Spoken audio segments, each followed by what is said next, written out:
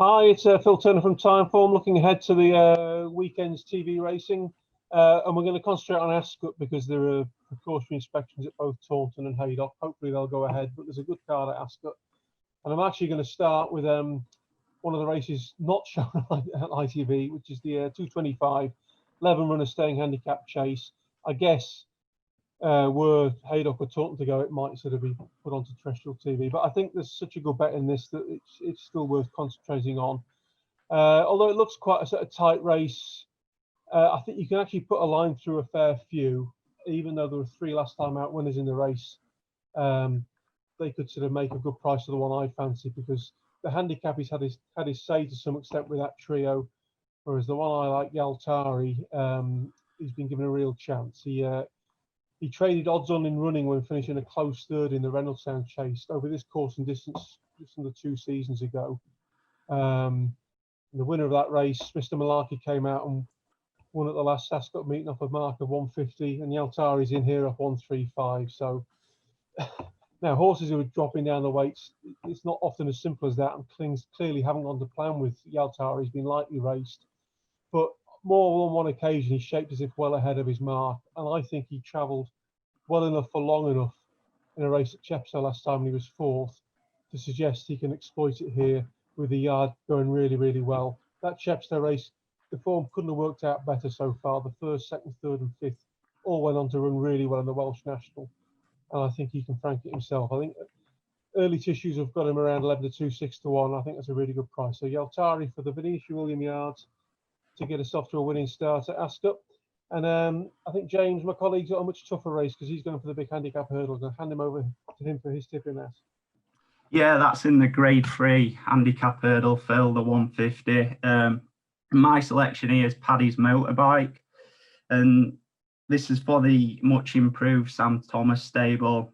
Now, he's a trainer who's very meticulous when it comes to placing his horses. His stats this year prove that point. A 25% strike rate and a 69% run to form. So the fact that he's bringing Paddy's Motorbike to a grade 3 handicap hurdle when he's eligible for much weaker handicaps, I think speaks quite positively. He's not one to waste bullets, so to speak, or not many bullets anyway. So I think that's a real positive. His latest win at Huntingdon's backed up by a really good time figure. The 5th has come out and franked the form. He won at Warwick last week off 109, and he didn't just win, he won pretty easily. So there's plenty of substance to that form. He handles the conditions fine, which I wouldn't say for Danny Kerwin, who's a co-favourite or a joint favourite. He's a very fluent mover. So, I mean, you can only take an educated guess, but I can't see him being at home or best effect under these more softer conditions.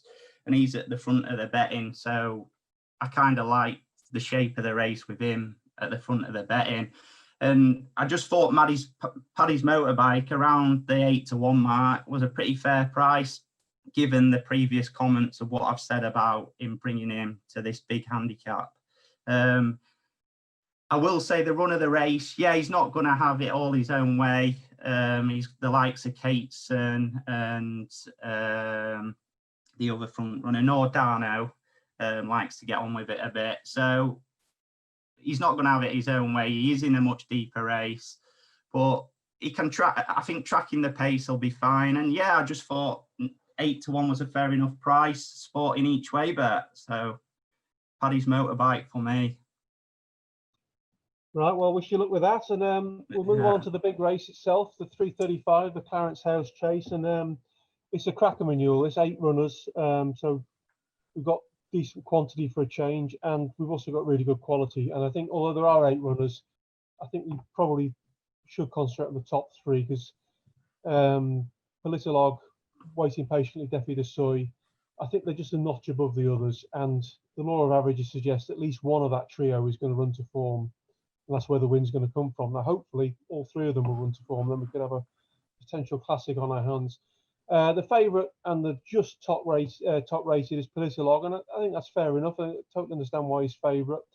I know connections feel he's a horse who doesn't always necessarily get his due, and I can kind of see where they're coming from because he's been a bona fide Grade 1 performer for several years now. And although his last 2 runs arguably are career best efforts, there are plenty of others in the same sort of ballpark if you look a bit further back. So he's not suddenly announced himself. But I do think, having sort of bigged him up there, I do think I probably would be to sort of take him on with either the other pair at the current prices. I mean, he's as low as 5-4 in some places, and you've got 5-2 and 9-2 about Waiting Patiently and Defi de Soy. And it's just really, really tight between the 3 of them on their best form. As I say, the £2 covering them on time form ratings. And if you look at the head-to-heads, Defi de Soy leads 2-1 against Politilog on their head-to-head, and Waiting Patiently leads 3-2. And you could argue that should be 3-1 because one of his defeats came when he was effectively brought down in the King George. So not quite as simple as that, but it just shows that sort of it's going to be close one way or the other if they all sort of run to form. And it might be a sort of a brave man's route, but I think 9-2, the biggest prize of the trio is Defi de Soy. You've got to forgive him 2 bad runs. His run at Cheltenham, his reappearance in isolation probably wasn't that bad because for 90% of the race, it shaped as if he retained all of his ability. It was desperate ground. They'd run sort of 2.5, 3 days on it by that stage, and they went a brutal gallop in it. And that was the total scenario where you were going to expose any kind of chink in fitness.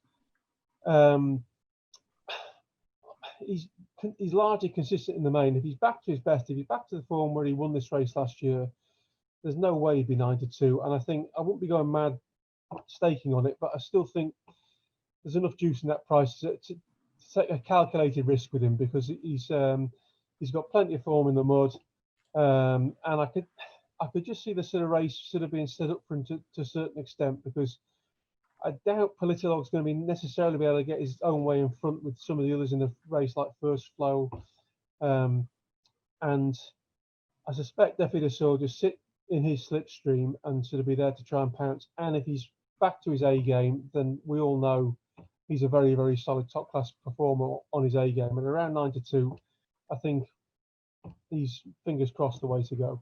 So those 3 to recap again. My strongest fancy is Yaltari. James is very keen on the Sam Thomas horse, whose name just Paddy's Motorbike. Paddy's Motorbike.